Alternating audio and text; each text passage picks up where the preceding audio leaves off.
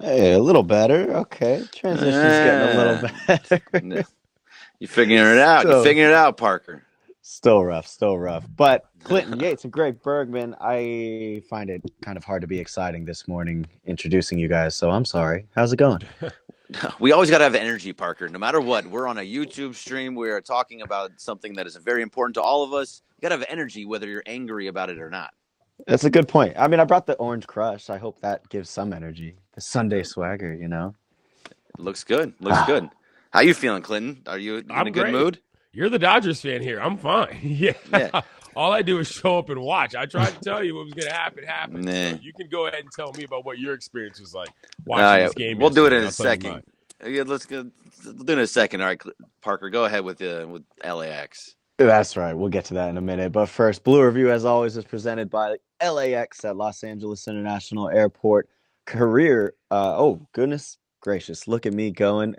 Changes are arriving daily to reduce traffic, save guest time, and transform the travel experience. We changed the copy, and I got the other one memorized. And now I'm flying away. Just I'm Right. all over the Exactly. place. Hey, but if you want to check out That's more information, flylax.com/transforming LAX. So I there had to you go. transform that copy, but we got there. You got there. And see, look, you're getting better at those reads there, Parker. You know, like Thank you.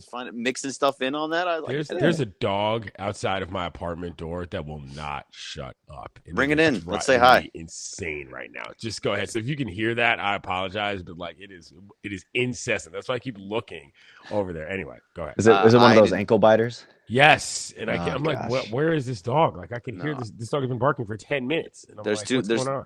two type of people. There's the big dog person, and there's the little dog person. And the little dog person just makes no sense to me. Hmm. I need a big dog, one that can actually kind of protect you and is very sweet and loving and all that. That's what I need. I need a big dog. Anyway, But anyway, you know who's not a big dog? See, I'm falling into Parker's footsteps. Not a big dog. Mookie Betts and Freddie Freeman are not big dogs.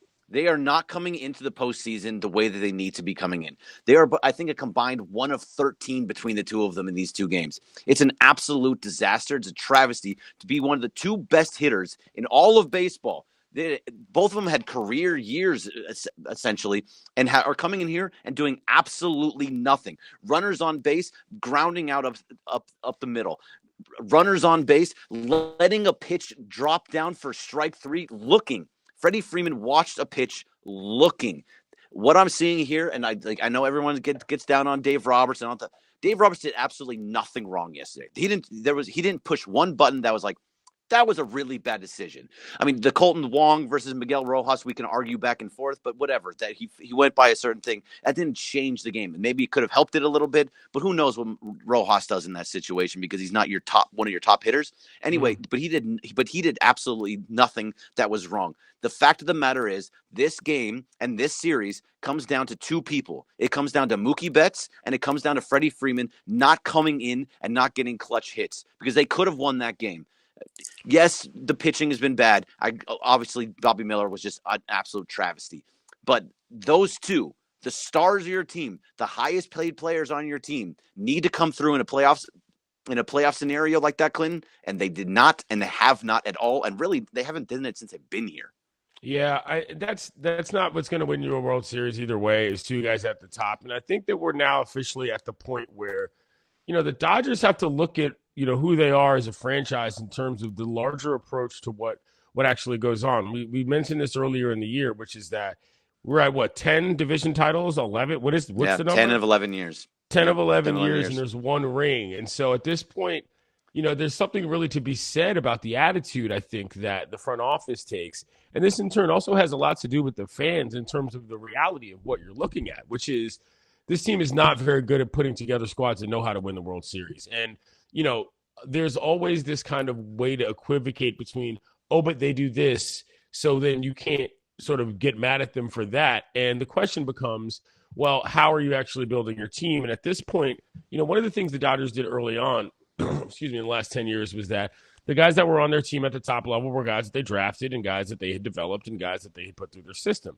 Now, when you talk about guys like Freeman, you talk about guys like Mookie, you talk about guys like JD Martinez, you talk about guys like Jay Hay, these are guys that came from other teams. And the inherent level of urgency is simply not there, and it hasn't been in either postseason that these guys have been here. And I think there's something to be said for that, which is at some point you've got to start looking at your club as something that you're building for the sake of the togetherness of the team, for them to be able to go farther, not just to be able to say that you have an MVP candidate, not just to be able to say that you have a division win, not just to be able to say that everything's fine, you'll see it'll just work out. That's just not how anything works. And so I think that there's something to be said for the kind of overall, I don't want to say smugness, but these division titles have offered a level of cover on what is supposed to be championship baseball that I think that there's a real time for a reality check on what this franchise is, Greg.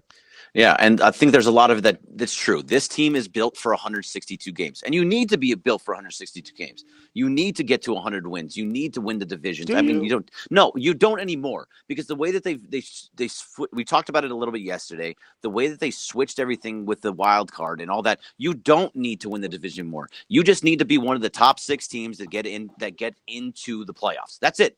That's all you need to do, because then you're going to go right through. So winning in the division means absolutely nothing anymore. You get the bye. I don't know how much the bye actually helps. If anything, I think especially for the Dodgers, the bye hurts them. So It's not about that. So the division wins mean nothing anymore. So they need to figure out a way to have guys come in when it gets to when it's dead even. When there's no more, you're not in a big series. You're not going to see them again a month down the road. When they have to win right now and get big hits with guys on base. JD Martinez did it yesterday. He did strike out on 3 pitches with the bases loaded. Spot in the first where he could have come up big. Yeah, huge. Would have been a massive thing, but he came up big later, hit the home run, kind of getting him back in it. That was hopefully like a step in the right direction, right? You thought that this could be something. Even Freddie was trying as hard as he could. He slid into first base, and that was the one hit he got. That was ill-advised, by the way. It was a terrible. I thought that was extremely dangerous. I thought his knee was going to snap. Like, that's what happens in those types of situations. But guys need to come in and start to figure out a better approach to the plate. You can't always be aggressive. Look at Mookie. He swings at first pitches that are bad pitches. Yeah. He just wants to be aggressive, and he just goes. And he grounds out to the pitcher. You can't do that. This is where, Parker, I think you're understanding what I'm saying here. You look at some of the other teams in the National League, never mind the opponent on the field right now in terms of the Diamondbacks. You look at the Phillies, you look at the Braves. It just feels like what they're doing is a little different. It feels a little less mercenary-ish. It feels a little bit more communal. And I'm not saying that these guys don't care. That's not what I'm getting at. It's just when you watch these other teams when they get to the postseason, something happens where there's something where they're doing it for each other in a way that is more than just, I don't want to say for show, but it clearly matters. And, again, when you've got a certain amount of guys that came up in other systems that have already had success before they got here, kind of already had their identity when they showed up, there's only so much gelling you can do. I liken it to a college football program that unless the culture in the building is there, if you've got too many transfers, you've got a lot of things coming from a lot of different places, so that when the chips are down, it's just not the same bond in terms of what the players are willing to do for one another. When you've got CT3 first pitch swinging after JD Martinez works a walk late in the game, down 2 into end an inning, you're just like, dude, what are you doing? There's just no way that's how you let that end if you're really working for a teammate. And again, I don't want to knock the culture of the Dodgers because it's not really about that. But the point is that it's ineffective. And look, if they come back and win this series, that's great. But I don't think that's going to foster any real confidence in them. But I do think there's something to be said for this idea of, well, we're the Dodgers. Our system makes sense. It works. Look at all the titles on the wall. That's got to go, because that clearly doesn't add up to, never mind any rings, but it adds a level of resentment. I think that it's becoming clear within the fan base, Parker, that it's like people are just showing up in the playoffs just to make fun of the team. That's not good, and I think that there's something to be said from the top down about, what are we really doing? Are we trying to build a box office team? Or are we trying to build a team that can win the World Series? I don't think they're the same thing at this point. Okay, yeah, you said it. Box office team. I mean, we don't want to knock the culture, of course, because throughout these years, they've won 10 out of 11 years. There's no doubt that they're not a winning team. But where is that sense of urgency? You already mentioned it. Top down. Is it, Greg, is it time? Is it time for a new voice in the room? So we I'm talked not ready about this earlier, and I don't know if you're ready. I know. No, but what is it about that sense of urgency that they can't have? Like, So why can't they have that sense of urgency? that's a great question. I don't think there's an answer to why they won't, but I think Clinton did hit on a big part of that, is that you bring in a lot of guys from a bunch of different places. So when the Dodgers, like this 17, 18, and 20, it was all basically the exact same team that was all Right. in there together. They knew you Mhm. had a voice in the room, a player voice in the room. It's not always the manager, the player voice in the room that could it was Justin Turner that JT. can get into your face and be like, hey, come on, pick it up. What do we got to do? Someone that can motivate you and someone that can bring you into to get your head into the game. I don't think maybe they didn't show the dugout enough, and I wasn't at Oh, the I game was like you watching were. the dugout with some frequency. I'll give you a quick example. The entire, and I don't really care about this like that. Was somebody in there saying, like, getting in people's faces Well, and no, let me yelling and tell being you. like, hey, I'll tell you from the beginning. The entire Diamondbacks team was out and on the line for the national anthem, and it was like Yep. half the Dodgers team, and they were all over the place. Like, I'm not going to say that like actually matters, but it was noticeable just looking at it. Here's the Diamondbacks, boom, squad full of guys doing their whole thing. Dodgers, guys are doing, in and off the field. Maybe half of them are there, maybe half of them are not. I was just kind of like, huh. It's interesting because this game is pretty important. Nobody seems to be on the same page. But to that point, I had my eyes on the dugout a lot because I brought my binoculars watching for this exact thing. And no, everybody's a little too professional. It's all a little too, we got this. It's a little too smug for my taste. And I don't mean that because they aren't good. I mean that because it's not effective. You're what was getting the wrecked main by thing? Tommy Pham. No, God, Tommy he has like Pham, Dodgers. 6 hits in 2 games. It's out of control. But like this is what we talked about last year, especially with the Padres. The whole thing and coming into this series this year was you can't repeat what you did last year against the Padres, and that was the Padres were up and they were getting excited and they used the duck to get excited over. Like they were finding things to get to push them forward, and this is what's happening now with the Diamondbacks. It's the same attitude that they had last year. Nobody's getting in anybody's face. Nobody's like cheering people on. They're all just kind of sitting around doing their thing, feeling bad for themselves, feeling sorry for themselves. And the Diamondbacks are over there and the Padres are over there hooping and hollering, getting excited. You have to have some energy in a clubhouse when it Right. comes to these games. And they have no energy whatsoever. Here's the thing, though. This this is the job of the franchise. Like, you can blame players all you want, but the whole point of roster construction is putting guys together who like playing with each other. And so it's easy to sit around and say guys aren't motivated, and it's easy to sit around and sort of blame the manager. But again, this is about the philosophy of the humans you put on your team. And this goes up further than Dave Roberts, as far as I'm concerned. This is a front office issue. What kind of team do you want to have?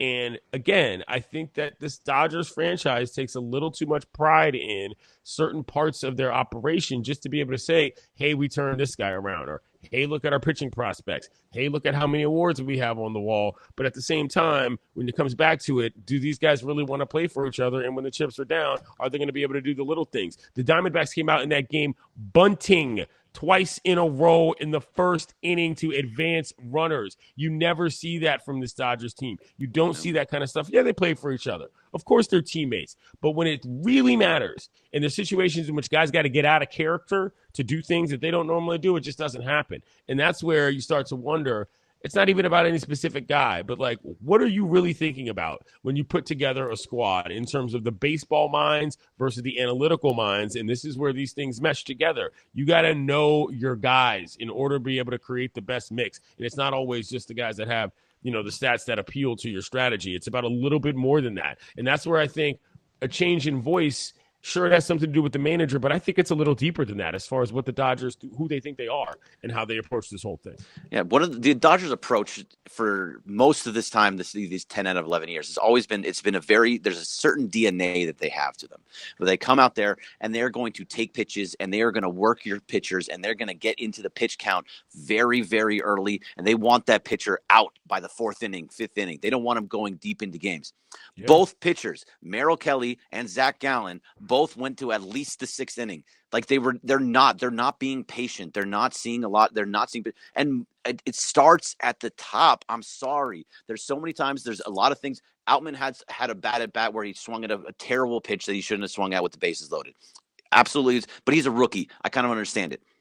The leader of your team, the supposed leader of your team, Mookie Betts, is swinging at first pitches constantly swinging at bad pitches, not getting into anything. It starts at the top there, and they're not being their patient team that they usually were. They're not drawing walks. They're not letting these guys go get into the meaty center of the bullpen. It's not happening anymore. So I don't know if it's because of what happened, where they changed their philosophy. They brought in Mookie, they brought in Freeman, and they just let some of the homegrown guys go, because you no longer have that same camaraderie amongst this team for whatever it is. Because even when before all these dudes get there, they were still getting to the NLCS. They were still getting to the World Series. It's not happening anymore. Yeah, so, I mean, and that's where the you're right, but what I'm saying is, like, the accolades are always going to be there, but for the people that actually watch the baseball, you've got to start to wonder as fans, are you showing up just to root for the Dodgers winning championships, or are you showing up to watch a brand of baseball that you like? And this is where fan voice comes in. You'd be surprised what kind of movements fans. I mean, if you showed up to that park yesterday and everybody was yelling, I don't know, fire Friedman or whatever, you know what I mean? If you had a chant go, like, there's a point where, as a fan, do you want to just rely on being able to talk trash to other fans, or do you want to actually create the best product for what you're rooting for? And I think that the Dodgers have gotten a little too caught up in that first part, which is, oh, well, look at us. We've got this. And the fans kind of get caught up in that too. And you're like, well, hold on.